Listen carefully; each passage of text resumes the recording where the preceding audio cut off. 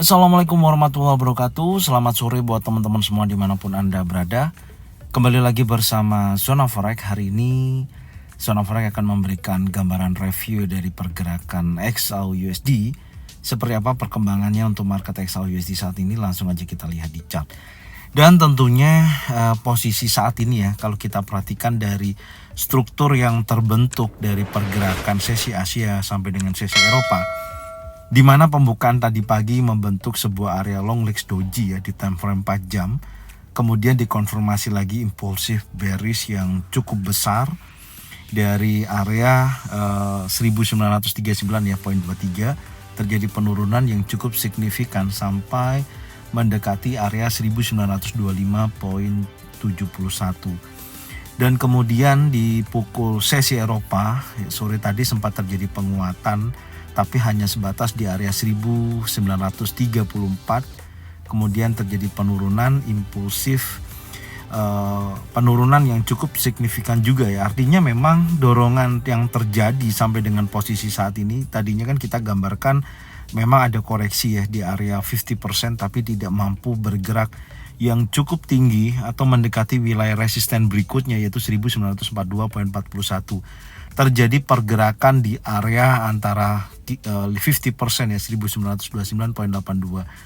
Dan pembukaan dari time frame 4 jam pukul 17.00 udah berjalan 35 menit ya. Berjalan candle turun dan berhasil menyentuh trendline bawah. Apakah ini nanti akan memberikan konfirmasi jelas untuk pergerakan XAUUSD akan bergerak naik? Tentunya ini saya hapus dulu. Yang pertama, saya akan ukur dulu range pergerakannya ya, dari titik terendah terakhir sampai dengan titik tertingginya. Di sini mencapai range cukup tinggi, sudah 17, sekian dolar per troy ounce ya. Sampai dengan sore hari ini menjelang nanti pukul 19.00 akan ada pembukaan untuk sesi Eropa. Dan apakah hari ini akan mampu bergerak lebih tinggi? Tentunya karena hari ini tidak ada news ya. Dengan posisi struktur yang kalau kita lihat, Anda bisa lihat dari posisi ini ya. Nah, dari kenaikan ini kan naik, oke. Dan posisinya ini ada landai position, artinya mengejar atau mencari titik low berikutnya ya. Tapi kan kalau kita lihat di 2 hari ke belakang, low-nya ini kan semakin meninggi ya. Makanya ini menjadikan acuan apakah akan ada dorongan bullish yang terjadi di wilayah trendline ini. Coba sekarang kita turunkan di time frame 1 jam untuk mencari informasi yang lebih detail ya. Tapi kalau saya melihat, karena ada dorongan buyer yang sebelumnya terjadi ini kan, harusnya buyer mampu bergerak lebih tinggi ya daripada resisten sebelumnya, yaitu 1942.41. Tapi area ini terjadi perubahan atau tidak mampunya pergerakan buyer menaik lebih tinggi ya. Dan ada konfirmasi memang long list doji di pagi tadi ya, dan ada konfirmasi bearish engulfing. Kemudian impulsi bearish semakin menurun dan tentunya ada bullish engulfing, dan ini dimakan oleh candle warna merah. Artinya memang ada dorongan posisi penurunan. Tentunya kalau saya pribadi dengan melihat range pergerakan sebesar 17 dolar ini ya, kalau nantinya dia bisa bergerak antara area 20 sampai dengan 30 dolar, tentunya yang perlu diwaspadai sekali lagi adalah area golden level dan target kita yang di 1911. Area ini yang menjadikan pemantauan ya, selama menurut saya kalau kita paksakan untuk entry di wilayah area trendline seperti ini, saya rasa kurang worth it, dalam arti tidak ada informasi yang cukup kuat untuk kita bisa entry di wilayah ini. Tentunya seperti itu, karena kalau kita tadi ambil 50% dengan harapan naik pun terjadi kenaikan, betul terjadi kenaikan ya, tapi hanya sebatas 1934, tidak bisa mendapatkan taking profit yang lebih besar. Artinya hanya sebatas area ya kurang lebih 5 sampai 10 dolar kenaikannya. Tapi dengan posisi penurunan ini, bullish engulfing sebelumnya 50% telah dimakan oleh candle penurunan saat ini sedang berjalan.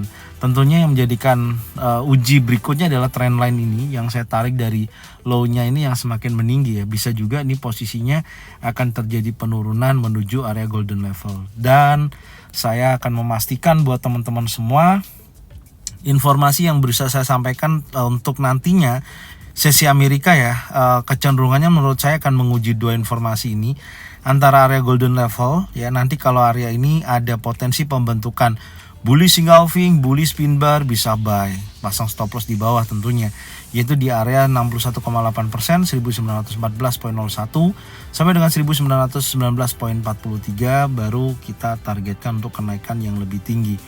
Minimal ya, minimal mendekati daripada kenaikannya ya, atau 50% dari dorongan ini nantinya ya, kurang lebih area inilah bisa dijadikan acuan di kisaran 1933. Karena hari ini tidak ada news ya tentunya, dan saya tadi pagi menyampaikan di tanggal 26 ya, ternyata saya keliru ya untuk news GDP besok ya, nanti saya akan bahas lagi.